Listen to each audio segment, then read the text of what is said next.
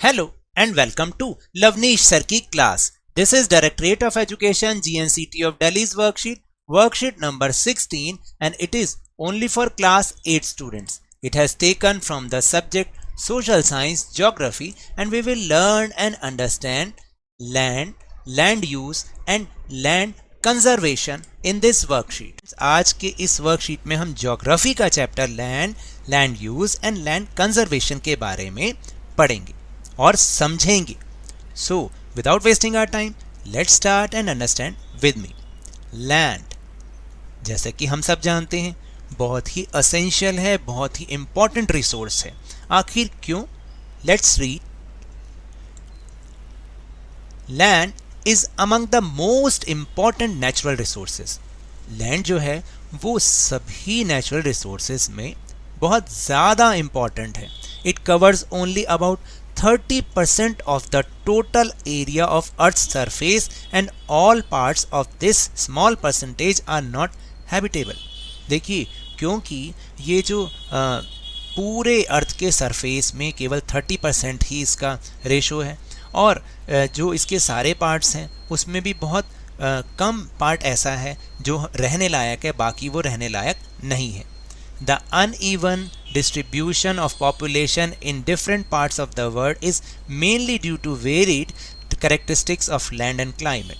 देखिए, और बहुत ये जो हमारा पॉपुलेशन का डिस्ट्रीब्यूशन है पूरे वर्ल्ड में वो बहुत अनइवन है. क्यों अनइवन है? क्योंकि different variety of land available होती है. तो इसलिए जैसी लैंड होती है, अगर वो वहाँ पे रहने की कंडीशंस होती हैं तब तो वहाँ पे पॉपुलेशन बहुत ज़्यादा होती है, वरना कम होती है. The rugged topography, steep slopes of mountains, low lying areas susceptible to water logging, desert areas, thick forested areas are normally sparsely populated or uninhabited. Plains and river valleys offer suitable land for agriculture. देखिए, यहाँ पर क्या बताया गया है? ये बताया गया है कि किस तरह से जो ऊबड़ खाबड़ ज़मीन होती है ना, या जैसे माउंटेन्स के स्टीप स्लोप्स होते हैं, बहुत ही तीव्र ढाल होते हैं, वो एरियाज़, या लो लाइंग एरियाज़ का मतलब ये है कि जहाँ पर पानी इकट्ठा हो जाता है, ऐसे निचले इलाके, या मरुस्थलीय इलाके, या बहुत ज़्यादा डेंस फॉरेस्ट वाले इलाके. ये ज़्यादातर क्या होता है, यहाँ पर बहुत कम जनसंख्या रहती है, या ये बिल्कुल सुनसान होते हैं. तो इसलिए ये बोला गया है कि जो पॉपुलेशन का डिस्ट्रीब्यूशन है वो बहुत अनइवन है. Plains and river valleys offer suitable land for agriculture. और जो प्लेन वाली जो लैंड है, प्लेन्स हैं, रिवर वैलीज हैं, वो इसलिए पॉपुलेटेड हैं क्योंकि वहाँ पर एग्रीकल्चर के लिए बहुत ही सूटेबल लैंड होती है. अब आपको समझ में आया कि ये जो हमारे पॉपुलेशन का डिस्ट्रीब्यूशन है वो अनइवन क्यों है. Then do you know 90% of the world population occupies only 30% of land area. यानी कहने का मतलब है कि जो 90% पॉपुलेशन है वो सिर्फ इस 30% के भी 30% एरिया, लैंड एरिया पर ही रहती है. The remaining 70% of the land is either sparsely populated और अनइनहेबिटेड. यानी या तो वहाँ पर जो पूरा 70% जो पार्ट है इसका लैंड रिसोर्सेज का, उसमें या तो बहुत कम जनसंख्या रहती है, या वो बिल्कुल सुनसान पड़ा हुआ है, बिल्कुल वीरान पड़ा हुआ है. Then will move on another topic, land use. Land is used for different purposes such as agriculture, forestry, mining, building houses, roads and setting up industries. तो देखिए, हमारा जो लैंड रिसोर्स है वो इम्पॉर्टेंट इसलिए भी है, असेंशियल इसलिए भी है क्योंकि इसका यूज़ डिफरेंट पर्पसेस के लिए किया जाता है. जैसे एग्रीकल्चर के लिए, खेतीबाड़ी के लिए, फॉरेस्ट्री यानी वनों के लिए, माइनिंग के लिए, बिल्डिंग हाउस बनाने के लिए, रोड्स बनाने के लिए, और इंडस्ट्रीज़ को सेटअप करने के लिए. This is commonly termed as land use, और इसे ही हम land use कहते हैं. The use of land is determined by physical factors such as topography, soil, climate, minerals and availability of water. तो देखिए, ये जो लैंड का यूज़ है वो किससे निर्धारित किया जाता है? जो फिज़िकल फैक्टर्स हैं, जैसे वहाँ की टोपोग्राफी यानी उसकी स्थलाकृति, उसके मिट्टी, क्लाइमेट, मिनरल्स वहाँ कैसे हैं, या अवेलेबिलिटी ऑफ वाटर कैसे है, तो वो डिसाइड करता है कि लैंड का यूज़ कैसा होगा.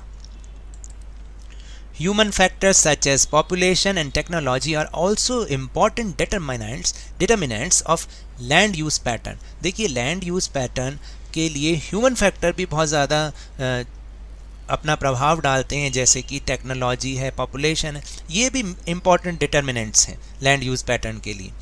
Land can also be classified on the basis of ownership as private land and community land. और जब हम बात करते हैं, जब ओनरशिप बेस पर जब हम लैंड रिसोर्स को डिवाइड करते हैं, क्लासीफाइड करते हैं, तो there are two types of land. One is private land and another one is community land. Private land is owned by individuals, whereas community land is owned by the community for common use like collection of fodder, fruits, nuts and medicinal herbs. देखिए जो private land होती है, जैसे कि आपका house है, अब उस पर किसी दूसरे का राइट तो नहीं है ना, दूसरे की ओनरशिप तो है नहीं, पड़ोसी तो नहीं आके कहता कि भाई ये मेरा हाउस है, नहीं कहता ना, तो वो आपकी प्राइवेट लैंड है. या जैसे अगर आपके एरिया में कोई कम्युनिटी हॉल है या पार्क है, तो वो क्या है, वो पूरे कम्युनिटी के लिए हैं. आप ये नहीं कह सकते कि ये मेरा है और आप ही उसको यूज़ करोगे, तो इसलिए वो कम्युनिटी रिसोर्स है, यानी कि कम्युनिटी लैंड है. These community lands are also called common property resources, और इस कम्युनिटी लैंड को हम कॉमन प्रॉपर्टी रिसोर्स भी कहते हैं. और यहाँ पर इसको इस फिगर से भी दिखाया गया है. लैंड इज़ यूज्ड इन, कहाँ पे लैंड यूज़ होती है, माइनिंग पर्पस के लिए होती है, बिल्डिंग पर्पस के लिए होती है, रोड पर्पस के लिए, फॉर सेटिंग ऑफ इंडस्ट्रीज़ के लिए, एग्रीकल्चर पर्पस के लिए और फॉरेस्ट्री पर्पस के लिए. यानी इतने सारे यूज़ के लिए जब लैंड यूज़ होती है, तो that is why land is an essential resources. People and their demands are ever growing but the availability of land is limited. देखिए दिन प्रतिदिन लोग और उनकी मांग बढ़ती चली जा रही है, यानी जनता भी बढ़ती जा रही है और उनकी डिमांड्स भी बढ़ती जा रही हैं, लेकिन जो लैंड की उपलब्धता है वो लिमिटेड है. The quality of land also differs from place to place, और एक स्थान से दूसरे स्थान पर जो लैंड की क्वालिटी है वो भी बहुत विभिन्न प्रकार की है. People started encroaching the common lands to build up commercial areas, housing complexes in the urban areas and to expand agricultural land in the rural areas. देखिए अब धीरे धीरे लोग क्या करते जा रहे हैं, जो कॉमन लैंड्स हैं ना उसको भी एनक्रोचमेंट करते जा रहे हैं, उस पर भी कब्जा करते जा रहे हैं. किस लिए, उस पर हाउस कॉम्प्लेक्स बना रहे हैं, ठीक है, या उसका कमर्शियल यूज़ कर रहे हैं. शहरी क्षेत्रों में भी और ग्रामीण क्षेत्रों में तो वो अपने एग्रीकल्चर के लिए लैंड बढ़ा रहे हैं. Today, the vast changes in the land use pattern also reflect the cultural changes in our society. और आज के वर्तमान समय में देखिए जैसे जैसे लैंड यूज़ का पैटर्न धीरे धीरे चेंज हो रहा है, वो हमारे कल्चरल चेंजेस में भी रिफ्लेक्ट करता है हमारी सोसाइटी में. Land degradation, landslide, soil erosion, desertification are the major threats to the environment because of the expansion of agriculture and construction activities. देखिए क्योंकि धीरे धीरे एग्रीकल्चर और कंस्ट्रक्शन एक्टिविटीज़ को बढ़ाया जा रहा है, उनका विस्तार किया जा रहा है, इसलिए लैंड डिग्रेडेशन हो रही है, लैंड स्लाइड्स हो रही हैं, ये सॉइल इरोजन होता है. ये सारी चीज़ें एनवायरनमेंट के लिए थ्रेट हैं और इनके कारण जो हमारी लैंड है वो भी डिग्रेड होती जा रही है, यानी ख़राब होती जा रही है. Then next topic is conservation of land resources, यानी कि हम अपने इस लैंड रिसोर्स को कैसे कंजर्व कर सकते हैं, कैसे प्रोटेक्ट कर सकते हैं, प्रिवेंट कर सकते हैं लैंड डिग्रेडेशन से. देखिए growing population and their ever growing demand has led to a large scale destruction of forest cover and arable land has created a fear of losing this natural resource. जैसे जैसे population बढ़ रही है और उनकी demand बढ़ रही है, और इससे क्या हो रहा है, बहुत लार्ज लेवल पर फॉरेस्ट का डिस्ट्रक्शन हो रहा है, फॉरेस्ट को ख़राब किया जा रहा है क्योंकि उनको काटा जा रहा है. और इसने इस नेचुरल रिसोर्स के प्रति हमारे मन में अब एक डर पैदा कर दिया क्योंकि ये जल्दी जल्दी ख़त्म होती जा रही है. Therefore the present rate of degradation of land must be checked. तो इसलिए लैंड की जो ये डिग्रेडेशन है, ख़राब होने की, इसकी प्रेजेंट रेट उसको ज़रूर जांच की जानी चाहिए उसकी. Afforestation, land reclamation, regulated use of chemical pesticide and fertilizers and checks on overgrazing are some of the common methods used to conserve land resources. देखिए अफॉरेस्टेशन का मतलब होता है दोबारा से वनों को लगाना, पेड़ पौधों को लगाना, है ना, और लैंड रिक्लेमेशन यानी भूमि का पुनर्ग्रहण करना, उसको दोबारा से सही ढंग से यूज़ करना, और जो केमिकल पेस्टिसाइड्स हैं, फर्टिलाइज़र्स हैं, उनका लिमिटेड और रेगुलेटेड यूज़ करना, या जो ओवर ग्रेजिंग होता है, जो पशु खा जाते हैं सारे जितने भी ऐसी चीज़ों को जो कि ज़मीन के लिए फ़ायदेमंद होती है, तो उन सब पर ध्यान रखना। ये कुछ कॉमन मेथड है जिनसे कि हम अपनी भूमि को बचा सकते हैं, लैंड को डिग्रेड होने से बचा सकते हैं। So now let's move on our question answer section.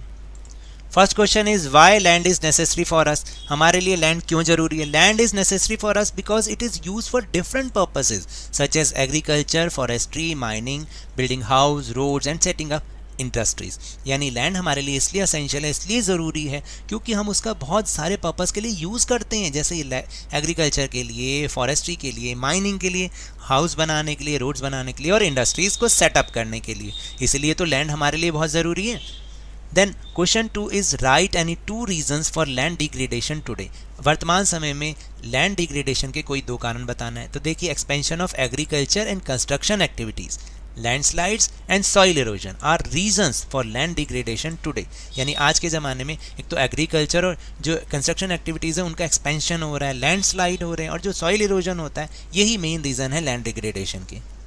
Then question number 3, what are the ways to prevent land degradation. यानी लैंड डिग्रेड होने से कैसे बचाया जा सकता है, उसके लिए क्या तरीके हैं? Afforestation, land reclamation, regulated use of chemical pesticide and fertilizers and checks on over grazing are some of the common methods use to prevent land resources. यानी पुनः वनीकरण, भूमि का दोबारा पुनर्ग्रहण और जो केमिकल पेस्टिसाइड हैं, फर्टिलाइज़र हैं, उनका रेगुलेटेड यूज़ करना और साथ में ओवर ग्रेजिंग यानी जो अति चराई होती है, पशुओं द्वारा जो चरा जाता है उस वो अति चराई कहते हैं उसे, तो उसके ऊपर जांच करना। ये सब चीज़ें लैंड रिसोर्स को बचाने के बहुत कॉमन मेथड हैं। So now that's all for this worksheet. अगर मेरे इस तरह समझाने से आपको थोड़ा सा भी समझ में आया हो तो इस चैनल को ज़्यादा से ज़्यादा सब्सक्राइब कीजिए, लाइक कीजिए और बहुत ज़्यादा शेयर भी कीजिए। और हाँ, मेरे साथ इसी तरह आसानी से वर्कशीट को समझते रहिए, लेकिन ध्यान और मन लगाकर पूरी मेहनत और लगन के साथ ऑनलाइन ही सही पढ़ते जरूर रहिए। And if you want to defeat coronavirus then please wear a mask. और जब भी पॉसिबल हो, जब भी अवेलेबिलिटी ऑफ वैक्सीन हो, इसकी वैक्सीनेशन अवश्य कराएं, क्योंकि कोरोना को हराना है और ज़िंदगी को एक बार फिर से सुहाना बनाना है। इसी उम्मीद के साथ थैंक यू वेरी मच।